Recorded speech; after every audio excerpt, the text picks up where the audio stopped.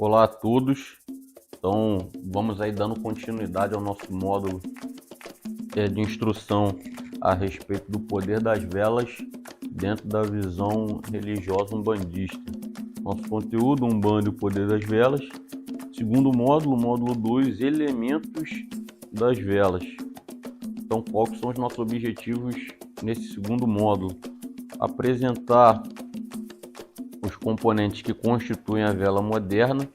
Então, no primeiro módulo a gente viu como a vela ela foi fabricada, como ela surgiu, como ela foi empregada em diferentes contextos históricos. E agora a gente vai apresentar os componentes que constituem essa vela moderna. Apresentar como ocorre o processo de queima de vela, apresentar uma visão espiritualista sobre o significado das velas. Esses são os nossos objetivos principais. Para isso, a gente vai seguir o seguinte sumário: a introdução, desenvolvimento, onde vamos abordar elementos materiais, elementos naturais e elementos espirituais, elementos que compõem a vela. O processo de queima da vela e as cores das velas, uma conclusão e as nossas fontes bibliográficas. A vela é mais uma das diversas ferramentas de trabalho dentro da realidade doutrinária umbandista. A gente tem diversas ferramentas nessa nossa liturgia umbandista. Tá?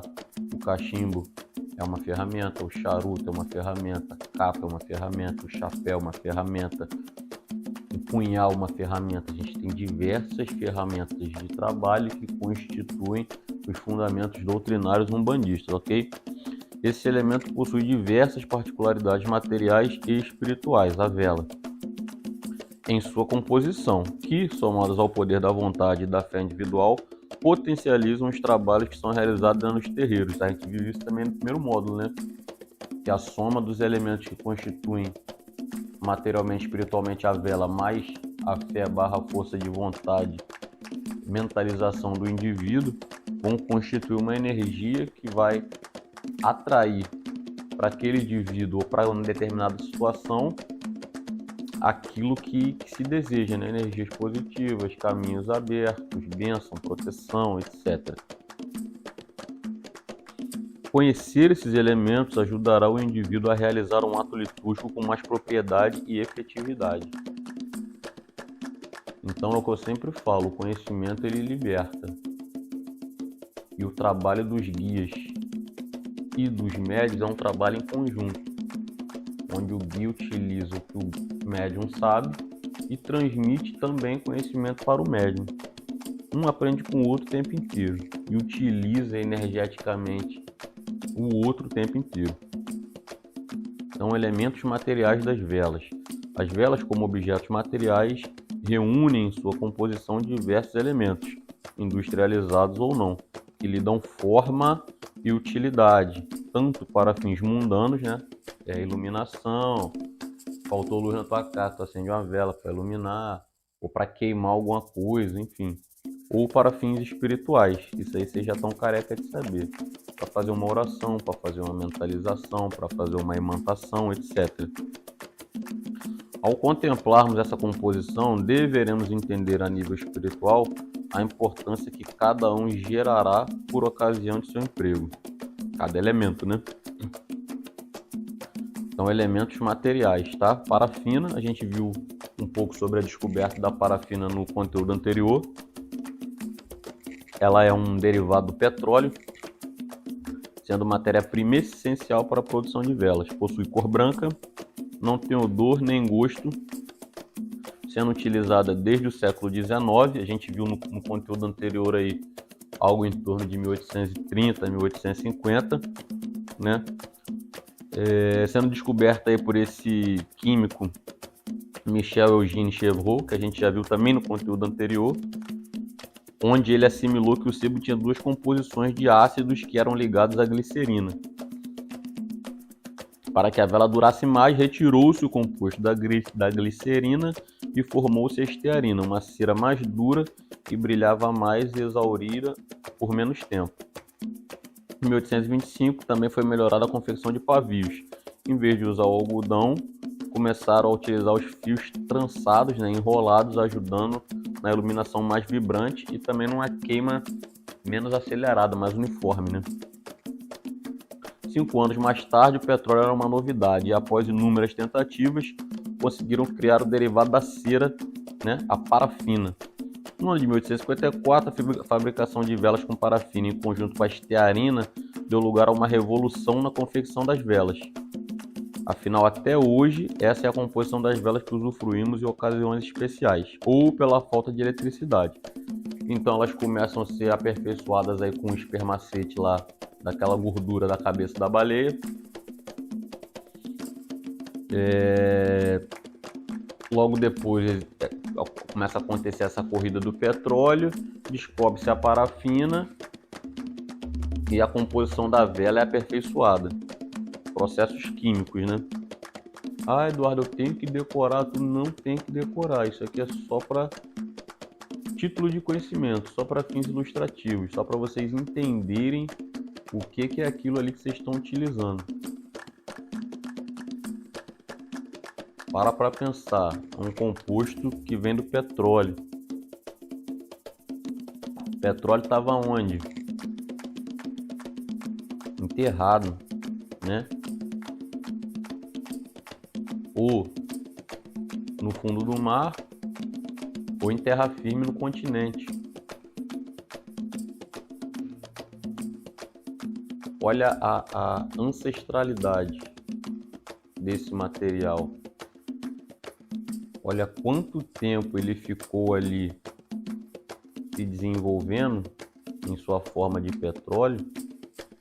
Olha, imagine, né, quantos elementos agregados essa forma de petróleo tem em sua composição.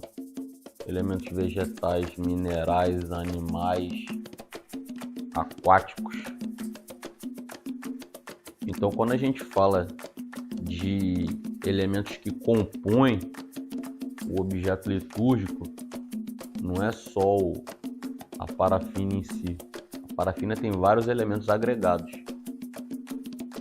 E a gente sabe que todas as composições químicas, biológicas, elas têm uma ligação a nível espiritual, tá?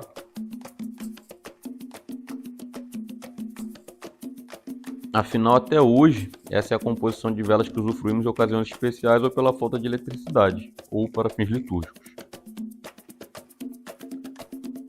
Ceras, né? Substância que constitui os favos da colmeia, substância vegetal semelhante à cera das abelhas, vela feita com essa substância. A gente viu no conteúdo anterior que as ceras foram largamente empregadas na confecção, no processo de produção das velas, né?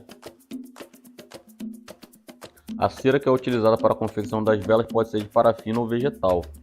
As matérias-primas para a confecção da cera vegetal podem ser coco, soja, arroz ou palmas. Esse tipo de matéria-prima normalmente é utilizada para a confecção de velas artesanais, principalmente por queimar de forma mais limpa, por não ser um derivado de petróleo, né? Ter seu tempo de queima prolongado em relação à parafina e produzindo pouca fumaça. Pavio é o cordão ou fio envolvido em cera ou combustível próprio para manter a luz quando aceso. Também pode ser chamado de mecha ou de torcido, tá? Pavio, torcido ou mecha é um nome que se dá ao fio no qual se coloca fogo em candeeiros ou velas, a fim de que se produzam claridade. Geralmente feito em algodão, o pavio mantém-se aceso graças ao material combustível que o alimenta. No caso das velas, a parafina derretida. Nos lampiões ou candeeiros, o óleo, querosene ou outro líquido comburente. Além dos citados, podemos identificar ao longo de nossa vivência espiritualista outros elementos, como pedras, essências, corantes, etc. Então, a constituição de velas, ela não tem limite, né? Produção de velas. A gente vê até cursos na internet aí que ensinam a produzir velas aromáticas, velas com especiarias, velas com pedaços de ervas. Então a gente vai ver isso aí também. Apesar da vela mais utilizada nos terreiros ser a de cor branca, né, a parafina convencional, nada impede a inserção de outros elementos ou cores. Então, elementos naturais das velas. A gente viu os elementos materiais, né? Agora a gente vai ver os elementos naturais das velas, né? Ou elementais, se vocês preferirem, né? Porque a gente vai falar dos elementos da natureza. Então, o primeiro é o elemento eólico. Tá? Acredita-se, genericamente falando, que na espiritualidade o oxigênio, né, o elemento eólico, pode ser entendido como uma manifestação da energia vital, né, o emi, o sopro da vida, né? Ele pode representar a ligação entre o Orum, né, que é o céu, e o Aie, que é o plano material, que é a terra, derramando sobre seus habitantes atributos como intuição, inspiração e orientação. Existem orixás, inclusive, que são diretamente relacionados ao elemento eólico, tá? Por exemplo, Yansan. O elemento eólico é o comburente, é a entidade que permite a queima na vela. Sem oxigênio não tem fogo. Por isso que esses filmes que tem do espaço aí, nave explodindo, pegando fogo, a gente sabe que na vida real não existe, tá? Porque não tem oxigênio ali. Elemento ígneo, né? O fogo. O fogo está diretamente relacionado ao poder da fé, à potência da transformação, à intensidade do desejo e à força da purificação. O fogo tem um grande significado espiritual no transcurso da história da humanidade, tanto da história natural quanto da história espiritual religiosa da humanidade, tá? O elemento ígneo também é colocado em evidência quando se explora a contraposição entre o positivo e o negativo, o bem e o mal. Diversas manifestações religiosas pelo mundo utilizam o elemento ígneo em seus atos litúrgicos, simbolizando, entre outras crenças, a energia divina. Além de utilizar o elemento fogo nos seus ritos, através de queima de vela, através de defumação, através de louvação mesmo ao elemento fogo, a gente também tem entidades espirituais de deuses que são associados diretamente ao fogo, tá? Nessas religiões de matriz africana aí a gente poderia citar como exemplo Xangô aí como um orixá associado diretamente ao fogo, tá? Elemento vegetal apresenta-se na vela principalmente pela composição do pavio, que normalmente é de algodão, mas também pode ser confeccionado de outros elementos vegetais. Existem também velas que são confeccionadas a partir de elementos vegetais, como extratos de óleos vegetais, ou com pedaços de fruta, ervas ou plantas de poder. Também ceras vegetais, como a gente já viu, né? E além dos três citados, que podem ser entendidos como os principais elementos naturais que compõem a vela, podemos associar sua composição intrínseca, o elemento telúrico, né? O elemento terra e aquático, tanto nas velas com cera vegetal quanto nas velas com cera de parafina. Por que isso? Porque a gente sabe que os elementos vegetais que são utilizados para confeccionar, seja a vela, seja pavio, eles receberam em um determinado momento uma irrigação, né? O elemento aquático, a chuva, uma irrigação, etc. Ou o petróleo que, né, estava submerso aí, passou recebendo aquela energia, aquela vibração aquática ali o tempo inteiro, então ele está imantado na energia aquática, ok? E aqui como exemplo de um orixá que está associado ao elemento vegetal, a gente podia falar do orixá Oxóssi ou do orixá Ossan. Também tem vários orixás aí que estão associados ao aspecto vegetal da natureza, ok? Elementos espirituais da vela. Então, ondas eletromagnéticas. Eduardo, eu não podia usar ondas eletromagnéticas como um elemento material? Poderia também, tá? Até porque é um objeto de estudo no campo das ciências, né? Da física, da química. A luz do fogo é formada por fótons, ou seja, partículas pequenas que funcionam como ondas eletromagnéticas.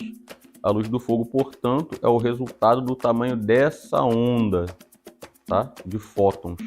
Para cada tamanho e temperatura, vamos ter uma cor diferente da vela, da chama da vela, né? As ondas consideradas maiores são as mais avermelhadas, já as menores são as azuladas. Eduardo, tem que decorar isso? Não tem que decorar, isso aqui é só para vocês entenderem que o objeto litúrgico vela, ele sofre ações eletromagnéticas, e essas ações eletromagnéticas se conectarão, se ligarão à constituição física material do indivíduo. Poderão ser, através delas, realizadas ligações espirituais. Para isso que serve. Para isso que vocês aprendem, para vocês entenderem de que forma a energia da vela se conecta à energia do plano espiritual. Numa vela, por exemplo, a base da chama é mais azulada, pois tem muita energia e calor, com ondas eletromagnéticas mais curtas. Essas ondas eletromagnéticas têm a capacidade, a nível espiritual, de entrar em contato com o campo magnético individual, causando-lhe transformações positivas. Lembremos que o universo é energia em movimento. Então, se essas ondas eletromagnéticas têm capacidade a nível espiritual de entrar em contato com o campo magnético individual do ser encarnado, então, através desse processo de queima, barra imantação, barra mentalização, a gente vai poder queimar energias negativas que estão cercando o indivíduo e vamos poder imantar com energias positivas o campo magnético do indivíduo encarnado. Entende para que vocês têm que aprender isso? Consegue entender, né? Então eu não quero que vocês decorem toda essa teoria a respeito da constituição e composição das velas. Quero que vocês entendam. Então esse fogo, essas chamas, né, são formadas por fótons. Essas ondas de fótons, né, essas ondas eletromagnéticas têm a capacidade de entrar em contato, né, a nível espiritual com o campo magnético individual do ser encarnado. Ora, através desse contato, né, dessa onda eletromagnética com o campo magnético individual do indivíduo, individual do ser encarnado, fica até empolgado. Aquela energia que foi criada, aquela mentalização, ela consegue se manifestar, ok? Bem objetivo. Lembremos que o universo é energia em movimento o tempo inteiro e tudo tem energia. E as energias entram em contato entre si o tempo inteiro, em maior ou menor grau. Ondas vibratórias. Essas ondas vibratórias acabam se ligando às ondas eletromagnéticas, tá? Tudo na criação de Deus obedece às ondas vibratórias, a energia emanada por Ele sobre todos durante o tempo inteiro. A forma mais fácil de compreender as ondas vibratórias é contemplar a realidade do terreiro. Quando o médium está se aproximando de sua entidade espiritual, ele diz que está sentindo vibração. Então, essas aí seriam as ondas vibratórias que vêm do plano espiritual, ok? Essas ondas vão fluindo e magnetizando-se ao entrar em contato com outras ondas. Até os nossos sentimentos, ao serem projetados, atraem ou repelem pessoas e situações. Toda agitação produz ondas. Aí vão ser ondas sonoras, elétricas, luminosas, etc., que se propagam através de diferentes corpos da natureza. Aqui a gente pode trazer também as ondas mentais, né? Quando você projeta muita coisa negativa na sua vida, na vida de outra pessoa, você pode perceber que a sua vida começa a ficar complicada. Coisas ruins começam a acontecer, situações difíceis começam a surgir, tá? Já para você entender esse conceito, esse contexto de ondas vibratórias, que já se liga à projeção mental, vê que os conceitos eles vão se ligando e se complementando. A projeção mental é um mecanismo em que determinada pessoa projeta seus desejos, pensamentos, motivações e sentimentos em algo ou em alguém. Então, as ondas eletromagnéticas para ficar mais fácil a compreensão, elas estão mais para um campo científico, né, físico-químico. As ondas vibratórias estão mais para um campo espiritual, vem do divino, parte do divino para o material e do material para o divino, né, refletindo aquelas ondas vibratórias. E a projeção mental é material, é do material, é o ser encarnado que cria, ok? É a conhecida força do pensamento, o poder da atração. Essa projeção vai manter a vela que está sendo utilizada, carregando-a de intenção de quem a utiliza, como, por exemplo, energias de cura, de amor, etc. E há quem projete energias negativas, visando, né, o mal alheio. Lembrando que o mundo é energia em movimento o tempo inteiro, e aquilo que você deseja e projeta, uma hora vai voltar para você. Belezinha? E como funciona esse processo de queima da vela? Então, primeiramente, entenda que a parafina é composta por átomos de carbono conectados, os quais são rodeados de átomos de hidrogênio. Física química. Eduardo, tem que decorar isso aqui? Não, não tem que decorar, para título de conhecimento. Por isso, a parafina é considerada um hidrocarboneto e torna possível a queima total da mesma. Ao acender uma vela, a chama presente no pavio faz com que a parafina se aqueça e se torne líquida. E a partir desse momento que a parafina passa a ser um combustível para o pavio. Se ela não entrasse nessa forma líquida, o pavio não ia ter essa capacidade de continuar se queimando até findar aí a vela. Deixando o pavio sempre úmido e com a mesma chama acesa. Cerca de 1/4 dessa queima é emitida como forma de calor, o que torna possível que essa transformação da parafina em líquido continue ocorrendo, tá?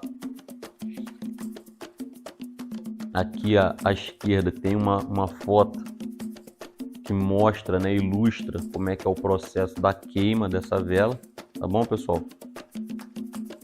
É importante dizer que a combustão somente cessará quando não houver mais parafina ou quando o calor não for mais suficiente para que ocorra o seu derretimento. Mas para onde a parafina derretida vai?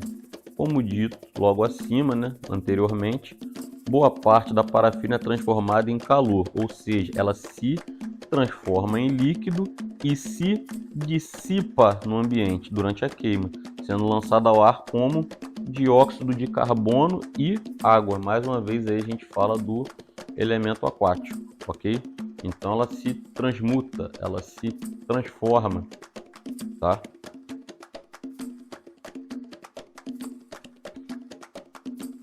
E as cores das velas, gente? As cores representam coisas distintas. A vibração, né, da cor branca é divergente da verde, porém, a mesma coisa ocorre entre a intensidade de tonalidade. Por exemplo, verde escuro e verde claro representam coisas diferentes. Cada vertente religiosa possui uma visão sobre o que representa cada cor. Aqui a gente tem uma definição, não é um bandista, né? É uma definição esotérica, ocultista, tá? Sobre o significado das cores de cada vela. Talvez dentro da sua tradição religiosa, a cor rosa não significa amor, significa outras coisas. A cor vermelha significa outras coisas. Lembrando que a Umbanda é unidade e diversidade, e um dos elementos que compõe essa magia realizada com a vela é a projeção mental. É aquilo que você está projetando na vela, ok? E não existe briga se usa vela branca ou vela colorida. E o meu orixá só quer vela colorida. A gente tem que ver que a vela colorida é uma invenção recente, tá? A vela colorida é uma invenção recente. Recente que eu falo 1940, 1950. Se bobear até posterior ainda, tá? 60, 70. Porque antigamente era só a vela de parafina branca normal. E acendia-se a vela por orixá, a vela branca normal, e ele sempre aceitou, e a caridade, o trabalho sempre foi realizado. Então por que agora só pode ser vela colorida? Não, não existe, tá? Ao contemplar os componentes que constituem a vela, poderemos direcionar nossos pensamentos e intenções para realizar um melhor trabalho. Entendemos que a vela, como objeto material, possui agregado a ela diversos elementos materiais, naturais e espirituais, elementais, que potencializam o rito que está sendo efetuado. Assim, compreende-se a poderosa energia que é criada a partir da fusão de todos esses elementos e de que forma ela chega até a quem se direciona. Então, não é um simples gesto, tá? E todos esses elementos aí, quando eles se fundem, eles se complementam, como eu já falei, eles geram uma outra energia, uma energia nova, tá? Que vai ser direcionado aí para um trabalho de caridade, um trabalho de cura, ok? É o que eu falo em todo o conteúdo que a gente posta aqui na plataforma. O conhecimento ele serve para tornar livre a sua mente e para potencializar as suas práticas religiosas. Ele vai potencializar, ele não pode substituir conhecimento prático, ele não pode substituir a tua composição espiritual, a tua crença, a tua fé. Ele potencializa. Até porque quando você sabe o que constitui aquele objeto, quando você sabe de que forma a energia que você está projetando vai chegar no destinatário, a forma como você emprega aquele elemento ali é muito mais poderosa, ok? Então aí são as fontes que eu consultei para montar esse conteúdo. Esse livro aí do Chico Xavier e Valdo Vieira, Mecanismos da Mediunidade, fala muito sobre essa parte de ondas eletromagnéticas. Não é um livro fácil de você ler, assimilar, tá? Mas é um livro com bastante conhecimento. E aqui, complementando aí as nossas fontes bibliográficas, ok? Tamo junto, até o próximo conteúdo.